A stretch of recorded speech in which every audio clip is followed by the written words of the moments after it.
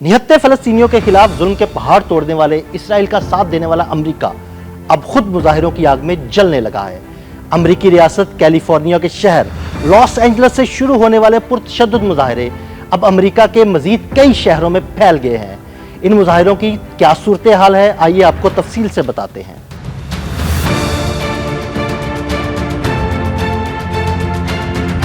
Trump की immigration policies ने America को पुरतशद्दुद मुजाहिरों की आग में धकेल दिया। अमेरिका के कई पुरअमन शहर पुरतशद्दुद मुजाहिरों की लपेट में आ गए। इमिग्रेशन हुकाम के खिलाफ लॉस एंजलिस से शुरू होने वाले मुजाहिरे बाल्टीमोर, न्यूयॉर्क, अटलांटा और शिकागो समेत मुख्तलिफ शहरों तक जा पहुँचे हैं। रिपोर्ट के मुताबिक न्यूयॉर्क में तकरीबन 2500 से ज्यादा अफराद ने अमेरिकी सदर डोनाल्ड ट्रंप की इमिग्रेशन पॉलिसीज के खिलाफ एहतजाज किया, जिसके बाद पुलिस ने क्रैकडाउन करते हुए 83 मुजाहिरीन को गिरफ्तार कर लिया। सैन फ्रांसिस्को में 150, शिकागो में 17 और कैलिफोर्निया के जनूबी इलाकों से 330 मुजाहिरीन को गिरफ्तार किया गया। लॉस एंजलिस में फौज को शहरियों को हिरासत में रखने का इख्तियार भी दे दिया गया।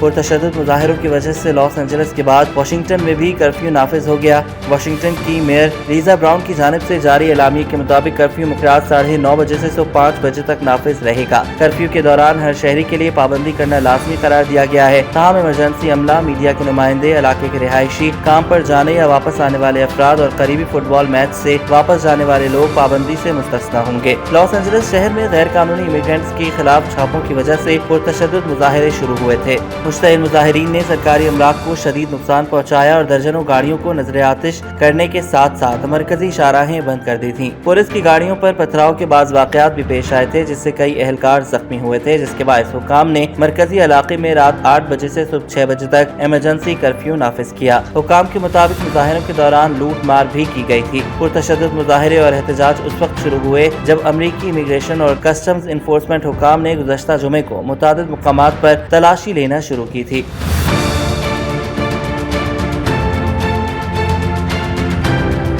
होमलैंड सिक्योरिटी और इन्वेस्टिगेशंस और अमेरिकी अटॉर्नी ऑफिस के नुमाइंदों के मुताबिक फैशन डिस्ट्रिक्ट में कपड़ों के एक गोदाम के बाहर तलाशी ली गई, जब एक जज को मुमकिन शक हुआ कि एक आजर अपने कुछ कारकुनों के लिए फर्जी दस्तावेजात इस्तेमाल कर रहा था। इस दौरान हुजूम ने ICE एजेंट को गिरफ्तारियों के बाद भागने से रोकने की कोशिश की।